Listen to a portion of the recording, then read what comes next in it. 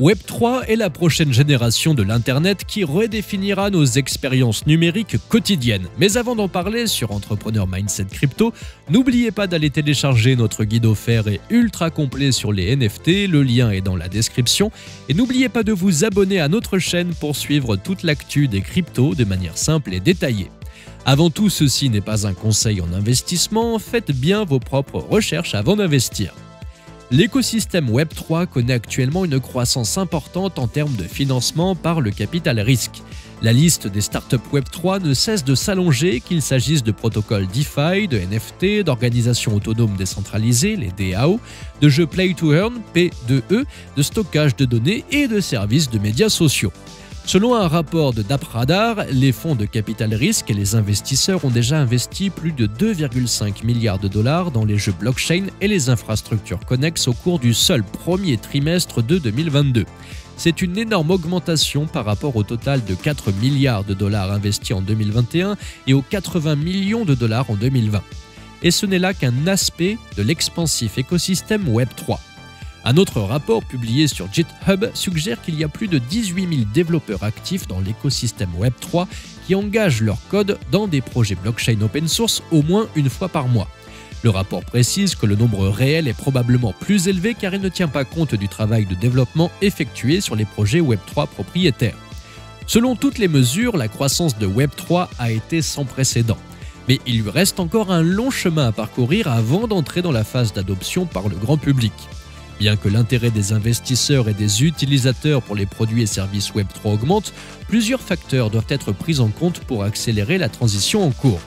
Pour que Web3 se développe vraiment, il y a 3 domaines critiques que les investisseurs, les développeurs et les utilisateurs de Web3 doivent aborder. Premièrement, les utilisateurs doivent changer d'état d'esprit pour adopter un modèle propriétaire. Dans l'itération actuelle du Web 2, les utilisateurs n'ont pas leur mot à dire sur l'orientation future des produits ou services qu'ils utilisent. Dans la plupart des cas, les utilisateurs et les propriétaires de la plateforme ou du service ont tendance à être séparés jusqu'à ce que la dite plateforme ou le dit service soit coté sur un marché boursier public, ce qui permet une plus grande accessibilité de la propriété parmi les utilisateurs. Bien sûr, les actionnaires sont invités à voter sur des initiatives spécifiques, mais les investisseurs ordinaires sont loin d'être la force motrice du changement dans les entreprises. Même après avoir acheté des actions, le pouvoir de décision accordé aux petits actionnaires par le biais de la propriété est relativement minime, ce qui les empêche de s'asseoir à la table des investisseurs institutionnels ou des fonds qui ont plus de pouvoir pour influencer les décisions de l'entreprise. Le modèle Web3, au contraire, offre une véritable propriété. Les jetons permettent une propriété précoce et décentralisée de la plateforme ou du service dont bénéficient les utilisateurs. Les utilisateurs actuels qui auparavant se contentaient d'une propriété quasi nulle dans les entreprises privées doivent se familiariser avec les responsabilités de la propriété et de la gouvernance. Ils doivent réaliser le pouvoir de cette propriété et la mesure dans laquelle ils peuvent contribuer à influencer l'orientation du développement d'un produit ou d'un service.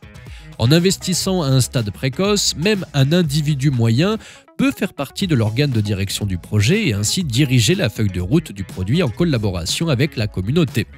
Le processus décisionnel devient transparent, inclusif et équitable, des attributs qui n'existent pas habituellement dans l'écosystème Web 2.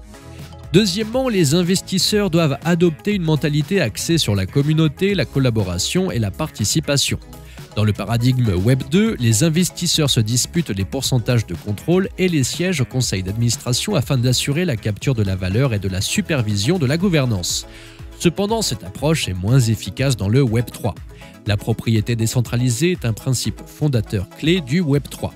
L'effet de réseau peut être mieux accéléré par la propriété décentralisée parmi les membres de la communauté qui peuvent avoir des rôles multiples, utilisateurs du service, investisseurs, fournisseurs, partenaires commerciaux au sein de l'écosystème.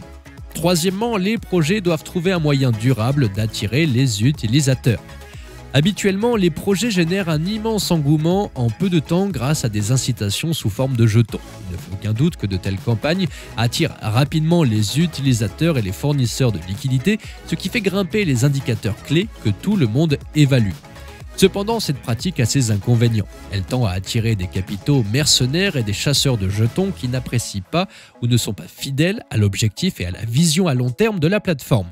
Deuxièmement, les indicateurs clés gonflés artificiellement par des incitations à court terme ont tendance à masquer une évaluation précise de l'adéquation produit-marché. Et enfin, surdimensionner la réserve de jetons équivaut à gaspiller le budget du marché sur des choses qui n'ont pas vraiment d'importance à long terme, laissant les projets avec beaucoup moins de munitions dans leur coffre de guerre à l'avenir. Au contraire, chaque projet doit concevoir les jetons de manière réfléchie. C'est une bonne idée de ne commencer à allouer des jetons qu'une fois que les projets ont trouvé le bon public qui partage des intérêts et des objectifs similaires. Pour conclure, nous sommes encore dans la première manche du Web3.